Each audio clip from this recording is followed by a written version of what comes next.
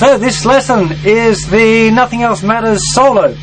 Excuse the amp hum, but we've got to get a decent sound. I'm Justin, and I'm going to take you through it.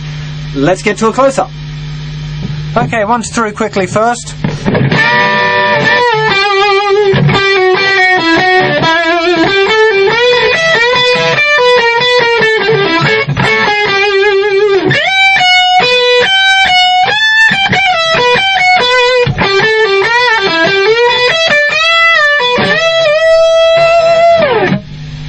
And now let's slow it down.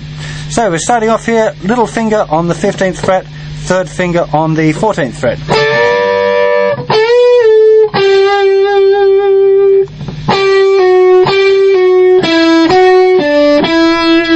Little bit of a strange one, that.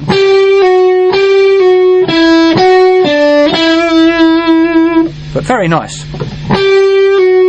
Flick offs. 14, 11, 12, you have to use your second finger.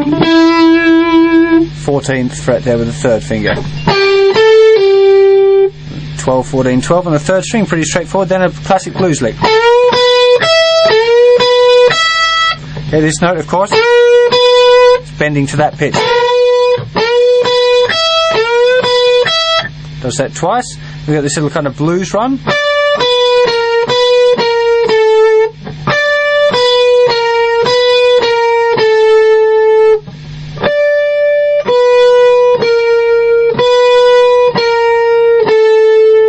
Then very fast hammer on flick off 12, 14, 12 on the G string, followed by 14th fret on the D string. Worth practicing that by itself.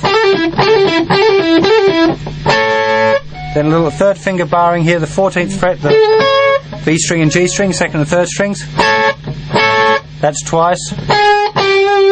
Then a little chromatic. 14, 13, 12, all on the G string.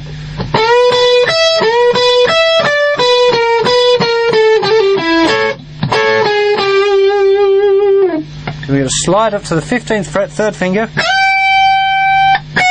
14, 12th fret on the second string.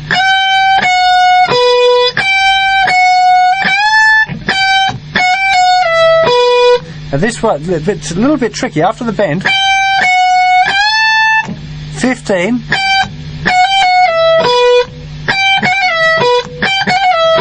not positive that's how James plays it, but 15,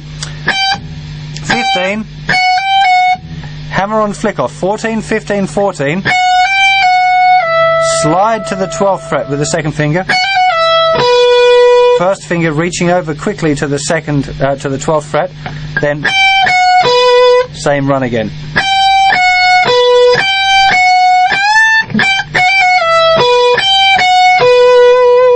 Very, very nice little run. I like that. Use that all sorts of different ways. Anyway, then last lick. Kind of blues.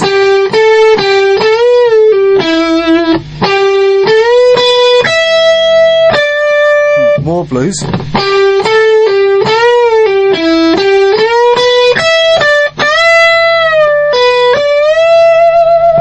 Now I'm using my fourth finger flat first because it's coming from this.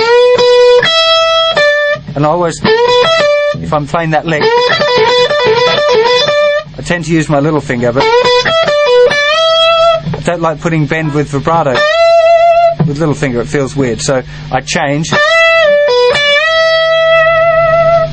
to get the nice vibrato there with the third finger. But it's, of course, it's up to you.